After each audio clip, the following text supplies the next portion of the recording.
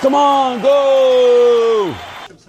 It's just the Get out of here, Kathy. If you've got high blood pressure, watch this. Today we're talking about my favorite topic, blood pressure. You know, we often call hypertension the silent killer because a lot of people have high blood pressure and they don't know it. You don't feel it, it's unrecognizable. Maybe there's a glimpse of dizziness or a headache at a time and you think that's what's caused your high blood pressure feeling. But for the most part, we don't feel it until one day you end up in a merge or you go to your doctor and they say, whoa, your blood pressure is 180. And then all of a sudden you're on a slew of blood pressure pills and you're blaming me because I'm giving you medication.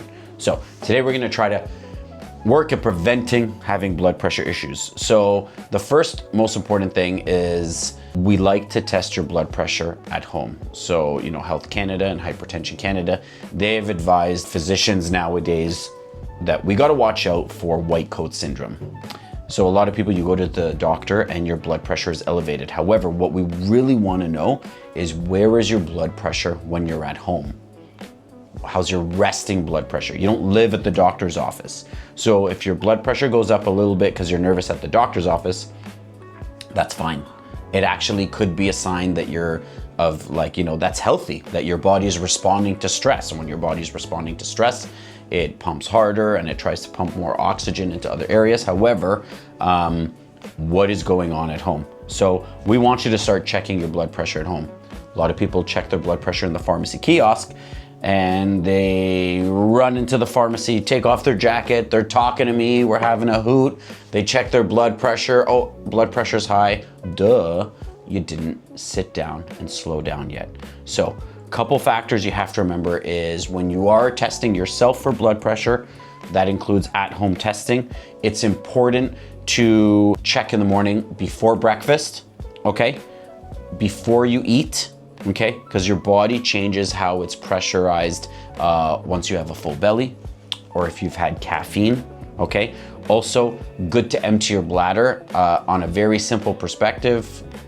When you really gotta go to the washroom and you feel that distress in your body, well, your blood pressure could be going up a little bit because of that. So it's good to empty your bladder or your bowels, avoid coffee and caffeine within 30 minutes of taking your reading. So obviously those are stimulants that can increase your blood pressure. So it's good to avoid those things.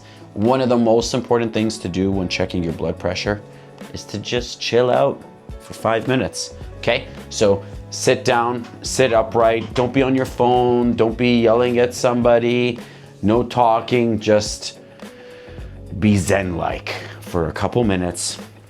And usually I recommend people to take 3 readings, skip the first number and take an average of number 2 and 3. That usually will give you a very accurate representation from an at-home measurement perspective. Also good not to obsess on the number you're reading. Why? Because these machines are subject to human error. So depending on how tight you put the cuff, or number 2, the machines itself, they're not perfect, so they're allowed a given 5 to 10% error rate. And when you have that, that means that reading 1 could be a little higher, reading 2 could be a little lower. Now, is that a reflection of your blood pressure or machine error or the tightness of the cuff or somebody distracted you? What we're trying to do is get kind of a general idea of where your blood pressure is so that we can know how you're living.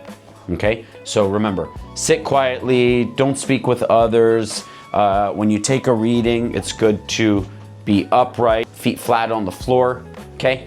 Palm up when you take your blood pressure.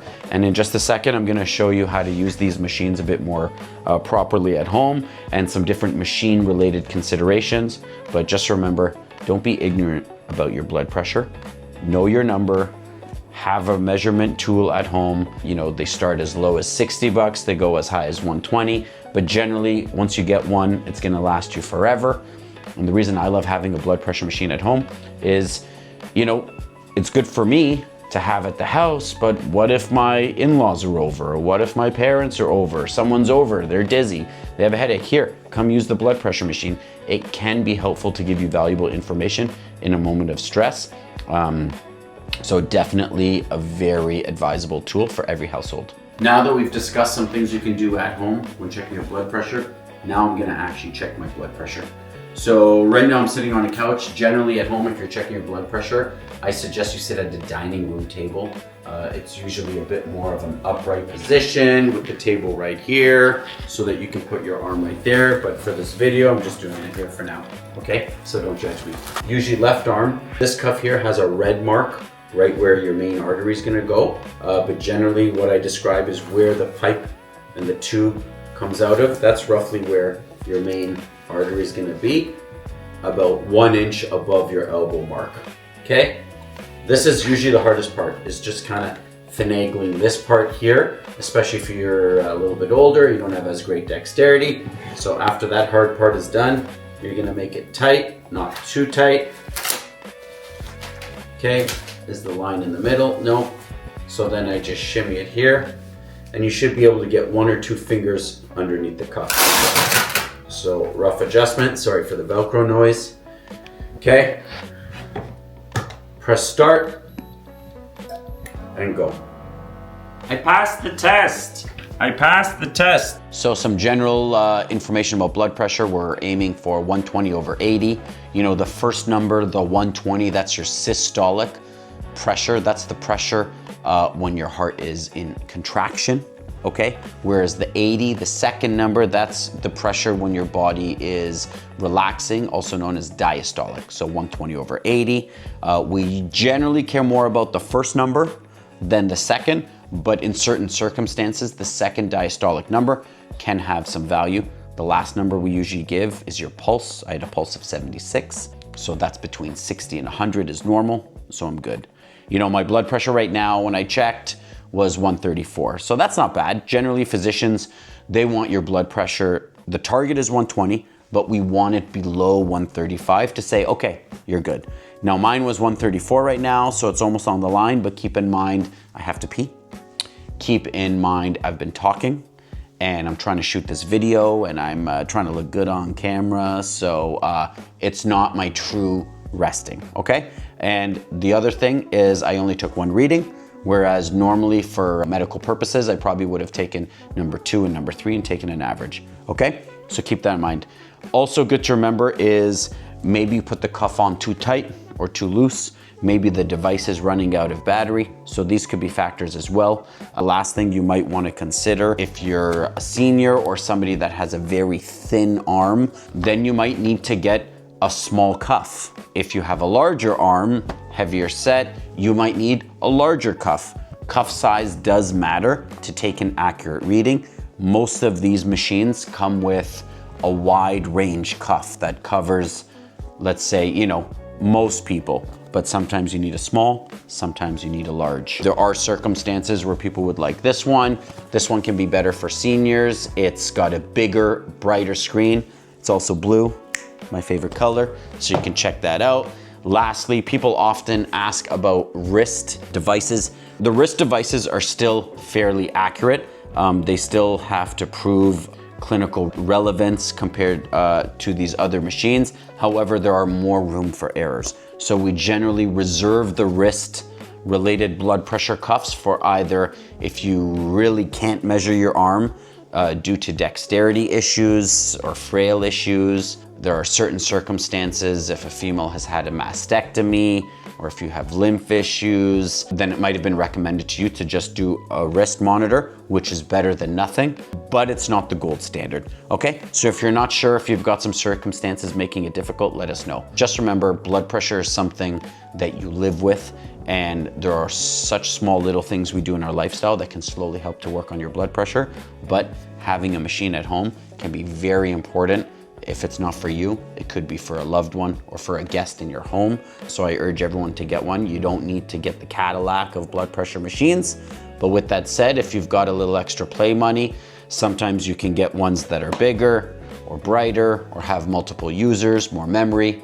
Maybe it detects irregular heartbeat like in atrial fibrillation, or maybe it's got Bluetooth features, okay? So that's all I gotta say about that. Now, if you don't want to take medication for blood pressure, follow me. So, now that we've talked about reading your blood pressure at home, the do's and don'ts of checking your blood pressure, now, how do you avoid having hypertension Now that is the golden question. You know, by the time you're coming to the pharmacy and you need medication for high blood pressure, it's not that it's a little too late, it's just that in that moment, you need the medication. But I urge people to go home and do the work. Checking your blood pressure on your own, checking your blood pressure proactively will help you to know if you have high blood pressure before the doctor tells you. Okay? So the idea is to be in charge of your own health, and a lot of the talks I'm gonna be doing is about being your own advocate and really about taking charge. So check your blood pressure, and as you know, diet, exercise, it really does help. I often say 10 pounds equals 1 blood pressure pill, okay? So when you exercise, now that's cardio as well as lifting weights. When you exercise, you're training your heart. You're helping your heart muscle get stronger. As your heart muscle gets stronger, it's easier for your heart to pump blood throughout the body. The easier it is for your heart, the lower your pressure is. The harder it is for your heart, the harder the engine has to work, the more likely you are to have an engine that is redlining because you're working so hard, okay? So exercising helps. Eating less salt helps. Not eating late helps. So all these little tips and tricks is the basics that we all know, but if you do it every single day, if you try to show up as often as possible, then it doesn't escalate. I also always remind people that be compliant with your 1 pill because it can avoid you having to use a second. So while we all think of blood pressure, we think of exercising. Exercising can be as simple as a 30 to 40 minute walk every day. Now, that walk is maybe not as doable during the winter months in Canada, but we have leisure complexes with indoor tracks, we have gyms, you can get your steps in throughout the day anywhere you can. Just put forth that regular effort, and sure, if there's a snowstorm, you don't have to go out for a walk that day, but I'm sure there's something you can do, okay? So just do your best for these little daily inputs. It's not the big things you need, it's the little consistencies that get it done. Guys, I hope you found this video was helpful. We're gonna be producing a lot more content like that, so I ask you as a favor to like, comment, share, subscribe, turn notifications on. The goal is to keep giving you content that helps you every day. My whole thought process around all this is you might not be able to come to Sparkle, but I can come to you. Catch you on the next one.